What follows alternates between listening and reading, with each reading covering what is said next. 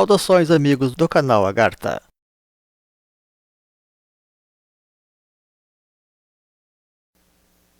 Havia na escola pitagórica um símbolo que se sobressaía sobre todos os outros, em cujo nome os acólitos deveriam prestar segredo e juramentos: a sagrada Tetráctis.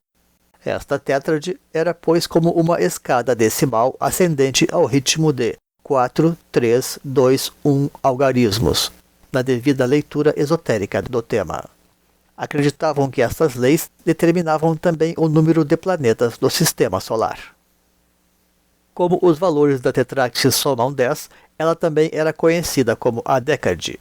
O 10 é um valor simbólico da iniciação, associado ao verbo e ao logos.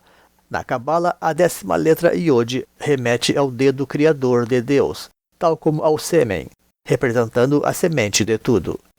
Seria, pois, algo como falar das 4 iniciações humanas que potencializam as 10 iniciações planetárias, sempre e quando trilhadas sob os rigores necessários de tempo e de espaço, determinados pela própria fórmula ascendente da Tetráctis. Não se conhecem outras referências claras sobre esta fórmula, a não ser na cultura hindu através da doutrina dos ciclos do Manvantara, o que não deve surpreender, porque muita coisa no pitagorismo se assemelha realmente aos preceitos orientais, como a prática do vegetarianismo e a crença na reencarnação. Falou-se muito na antiguidade sobre as viagens de Pitágoras, especialmente ao Egito, onde teria conhecido vários templos e sábios famosos, tal como a Grécia, para ser iniciado nos mistérios órficos e dionisíacos, e a Babilônia, onde teria estudado especialmente a astrologia. Os empregos dados a esta fórmula no pitagorismo eram realmente muitos, destacando-se então publicamente na própria composição das escalas musicais, das quais Pitágoras também foi um pioneiro na Grécia. Os pitagóricos organizaram também muitas regras matemáticas, dando, porém, aos números um caráter ontológico, por assim dizer, na medida em que consideravam que a matemática é o alfabeto com o qual os deuses escreveram o universo. Contudo, Pitágoras era monista e considerava que os números não se multiplicavam, mas se dividiam a partir da sua unidade primordial. Consta que essa sequência de graus da Tetráctis abarca os princípios do mundo natural, a harmonia do cosmos, a ascensão ao divino e os mistérios do reino divino. Associada aos 4 elementos da criação, tidos como alicerces das coisas do mundo, a Tetráctis era sempre cultuada em adoração secreta nos mistérios pitagóricos. Algumas conjurações faziam referência ao santo nome de 4 letras, um nome divino que os mistérios pitagóricos todavia não revelaram. Destaca-se também na biografia e no trabalho dos pitagóricos a presença de mulheres como mestras, inclusive do próprio Pitágoras, e alunas. No entanto, aquilo de que pouco se sabe é a importância da tétrade na própria iniciação pitagórica, em termos de organização de currículos esotéricos para os aspirantes à iniciação. É o que veremos também na sequência, depois da nossa vinheta. Deixe o seu like, inscreva-se, ative o sininho e compartilhe. Estamos falando, neste caso, de um programa de 4 graus a ser percorrido em 10 anos e em ritmo progressivamente acelerado, por envolver no seu cerne um trabalho com energias em evolução que, a certa altura, fecha como que um funil para conduzir a uma outra dimensão, como uma autêntica espiral iniciática, em função da própria iluminação a ser assim alcançada. Não obstante, tal coisa não resulta apenas uma teoria espiritual arbitrária, configurando antes um padrão áureo de evolução espiritual verificado na trajetória de todos os grandes iniciados, com fortes reflexos nas próprias doutrinas místicas do Oriente. E neste caso, o sábio de Samos nem precisaria viajar tanto assim, porque receberia muita informação de forma direta mesma, seja por experiência própria ou mediante intuição. Quase se poderia dizer que a Tetráctis reúne a súmula dos saberes iniciáticos da Grécia, e com efeito, vários grandes filósofos pré-socráticos pertenceram à escola de Pitágoras, vindo a influenciar depois também Platão e vários outros filósofos e escolas através dos tempos. Não obstante, o verdadeiro símbolo da escola pitagórica seria antes o pentagrama, emblema da quintessência e do adeptado, que era a condição mais evoluída dentro das hierarquias árias. Certamente o próprio Pitágoras trabalhava a partir desta energia maior, mas teria na Tetráctis a ferramenta didática secreta ideal capaz de conduzir até esta mesma condição eventualmente. Em termos práticos, o programa regular da escola pitagórica oferecia apenas 3 graus abertamente, ocupando daí um total de 9 anos, cumprindo assim o 3x3 da iniciação racial completa. Com isto, estamos trabalhando aqui com o poder de síntese do triângulo, que é também uma força de centralização, também conhecida às vezes como o caminho do meio, operada através do seu quadrado ou das múltiplas operações recorrentes dos seus princípios, isto é, pela ideia de ciclo, que no caso é o 3x3 mencionado. Na prática, o contexto envolve também processo semelhante ao representado pela pirâmide, já que potencializa uma síntese interna final que remete a um total de 12 energias, podendo por isso ser simbolizado também pelo tetraedro, como demonstra o tríplice Ain oculto na árvore sefirótica, tema presente de resto em outro simbolismo pitagórico mais completo, como o do citado Teorema de Pitágoras, que inclusive abarca as energias mais básicas, já que o triângulo envolve, na realidade, processos médios de evolução que pressupõem a pré-existência de forças elementares constituídas. No presente estudo, nos limitaremos, porém, a um plano mais reduzido e médio de evolução, por assim dizer, limitado à tríade nas presentes condições raciais, e ainda extensível ocultamente às suas hierarquias superiores imediatas, posto que o pitagorismo também possuía chaves para os graus ulteriores que a evolução planetária poderia conceder aos espíritos mais avançados, como são a Tetráctis e o chamado Teorema de Pitágoras para o último grau secreto, do que trataremos, porém, em outra ocasião. Naturalmente, a Tetráctis em si trata já de 4 graus, onde considerava-se que o quarto e último estágio representava algo já que superaria a condição da raça ária, a qual contava na sua formação apenas com 3 iniciações acumuladas, coisa que já não se aplica todavia aos tempos atuais. Daí toda a novidade e atualidade do estudo da Sagrada Tetráctis para os nossos tempos. Pouco se sabe na prática sobre a escola pitagórica, já que as informações receberam neste curso vários obstáculos, já a partir da própria distância no tempo, além do próprio sigilo comumente requisitado com rigor, a parte, é claro, a exemplo de Sócrates mais tarde, Pitágoras haver sofrido perseguições políticas e talvez ter sido até morto por esta razão, naquele contexto de transformações culturais em que vivia a Grécia então. Contudo, podemos buscar luzes em tradições paralelas, como é a própria mística oriental, que tinha muito em comum com a escola de Pitágoras, como vimos.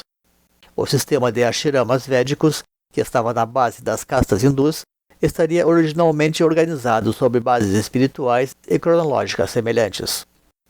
Naturalmente, o pitagorismo traz conhecimentos muito elevados, e algumas questões são realmente muito esotéricas e avançadas, de modo que nem tudo se expõe ou se oferece abertamente, até para não criar falsas expectativas. Conta-se comumente que, conforme vimos, a escola pitagórica contava, portanto, com 3 graus regulares. Caso algum aluno exemplar ousasse ir além disto, ele passaria para uma classe especial de mistérios mitraicos ou dionisíacos. Assim, com relação aos 3 graus, é sabido que o noviço era chamado acousticoi ou ouvintes, como os Shravakas budistas, sujeitos ao silêncio rigoroso pelo período de 4 ou 5 anos. Uma das máximas pitagóricas dizia: quem fala semeia, quem escuta colhe. Portanto, o noviciado representa ainda uma etapa de colheitas, tal como se pede no Zen budismo que o aluno seja como uma xícara vazia para receber os conteúdos necessários. Associado à base quaternária da Tetráctis está, pois, o reino dos elementos, fundamentos do cosmos manifestado na filosofia pitagórica. O quadrado era comparado por Pitágoras às formas sólidas. É importante nesta etapa de 4 anos o aspirante estar em contato com a natureza exterior para despertar as forças elementares da natureza interior. Na Índia, tinha-se o estágio de estudante casto ou brahmacharya, que tem analogia com a casta dos sudras, servidores, e quando também se estudavam as leis da natureza e da espiritualidade. Deste modo, podemos relacionar os 4 pontos deste primeiro degrau de aprendiz a um programa associado aos 4 elementos, direcionados aqui a um plano mais material, a serem trabalhados então através de atividades como exercícios físicos, serviços voluntários, estudos sobre karma e reencarnação e práticas espirituais voltadas para a saúde física e sutil.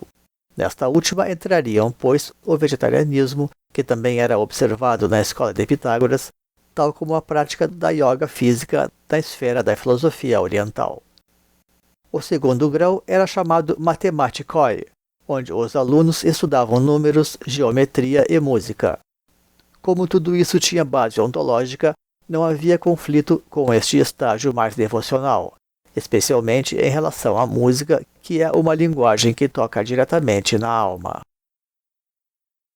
Este segundo estágio de 3 anos acha-se então regido pelo ternário, fonte de harmonias, e comparado por Pitágoras com os planos ou as superfícies, assim como, diríamos, com as imagens. Naturalmente, o trato com as 3 dimensões do tempo são uma prioridade neste grau, buscando a neutralização do karma e a atualização da consciência, no que sempre é muito útil os exercícios de respiração. No sistema de ashramas, tinha-se neste momento a condição grihasta de pessoa casada e como sacerdote doméstico, relacionado à condição social de vaixya ou o produtor rural e comerciante. Aqui o buscador deve despertar o seu idealismo e consagrar as suas emoções. Deste modo, podemos relacionar os 3 pontos deste segundo degrau de discipulado a um programa relacionado aos 3 ritmos ou princípios da consciência, direcionados aqui a um plano mais emocional, a serem trabalhados então através de atividades como estudos de artes, estudos dos ritmos internos, estudos de religião. Modo geral, se trata este, pois, de um grande campo para a investigação da psicologia em todas as suas nuances e dimensões.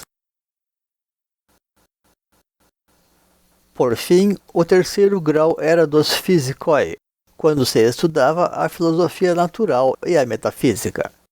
Seguramente, aqui os mistérios começavam a se apresentar em toda a sua vivacidade.